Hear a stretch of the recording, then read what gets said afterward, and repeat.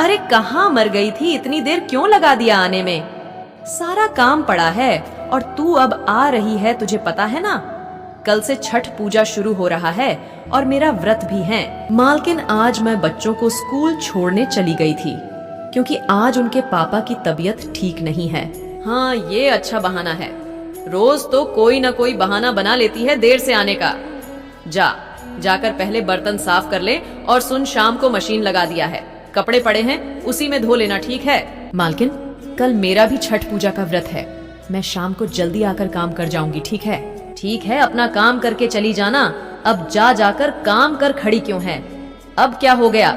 मालकिन, वो छठ पूजा के लिए सामान खरीदना था, कुछ रुपया एडवांस चाहिए था।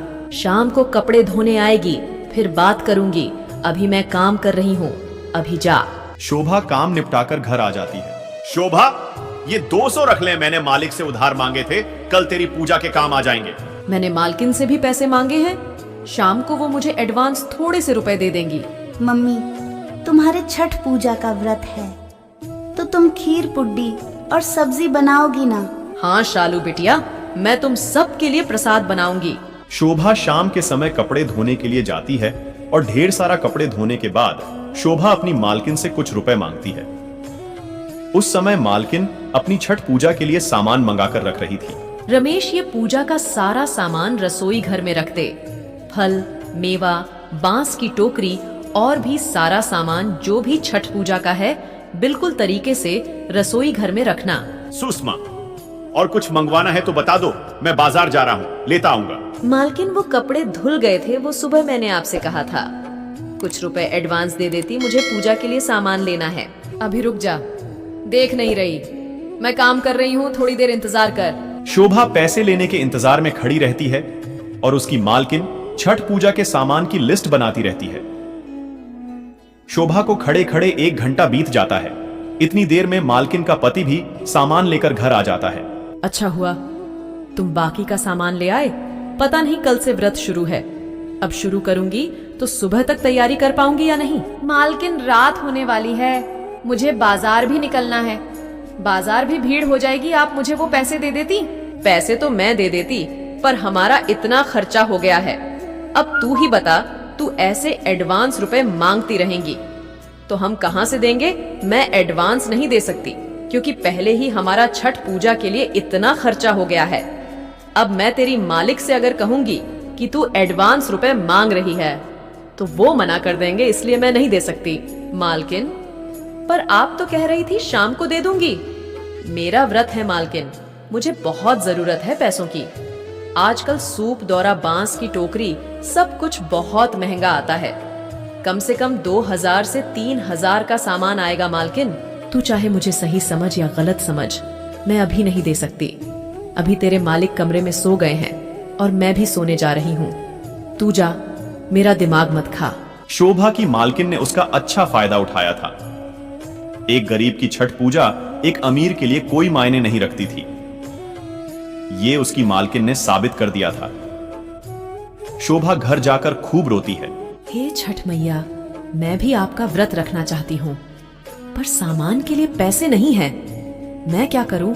घर में पूरी पकवान कैसे बनाऊंगी मैया?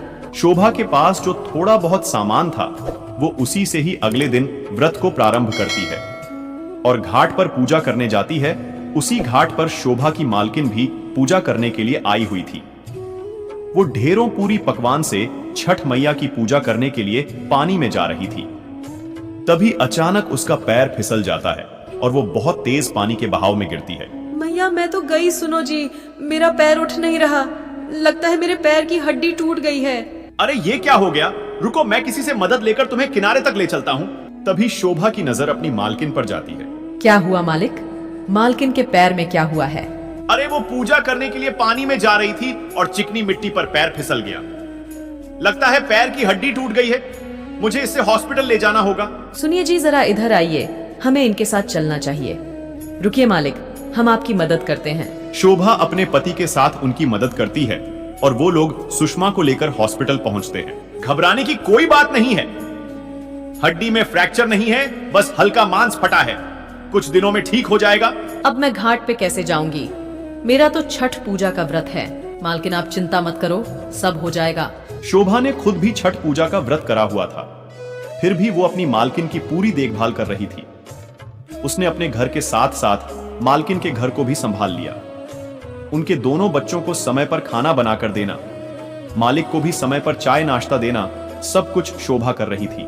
मालिक मालकिन को व्हील चेयर पर घाट के पास बैठा देंगे। आप मालकिन की जगह घाट पर पूजा कर लेना। मैं आपको पूजा की विधि बताती जाऊंगी।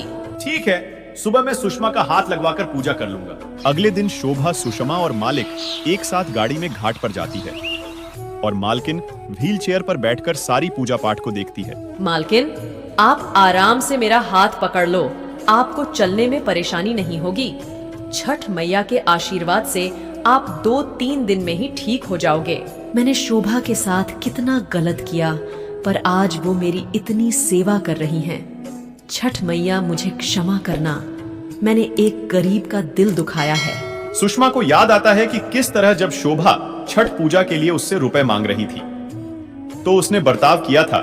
सुषमा छठ मैया से माफी मांगती है और छठ मैया के आशीर्वाद से 1-2 दिन में ही सुषमा का पैर बिल्कुल ठीक हो जाता है। शोभा, छठ मैया का व्रत इतने अच्छे से पूर्ण हो गया और तुमने मेरी बहुत सेवा की। ये कुछ उपहार मेरी तरफ से तुम्हारे और तुम्हारे परिवार के लिए। इसे मेरी तरफ से छठ पूजा का प्रसाद समझकर रख लो। शुक्रिया। मालकिन, अपना ध्यान रखना और किसी भी चीज की जरूरत हो तो आप मुझे फोन कर देना। सुषमा, ये तुमने बहुत अच्छा किया कि शोभा को उपहार के साथ साथ लिफाफे में नकद रुपए भी रख दिए, उसके काम आएंगे। आपको पता है मैं कितनी बड़ी गलती कर रही थी।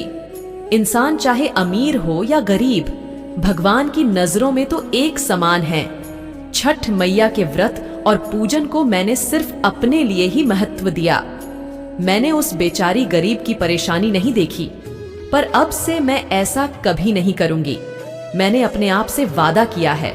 शोभा घर जाकर देखती है उसकी मालकिन ने उसे छठ पूजा के लिए उपहार में 2100 का लिफाफा दिया था। शायद शोभा को इस समय इन रुपयों की बहुत जरूरत थी, इसलिए वे रुपए देखकर शोभा के चेहरे पर अजीब सी शांति आ जाती है और वो इन सब के लिए छठ मैया को धन्यवाद करती है।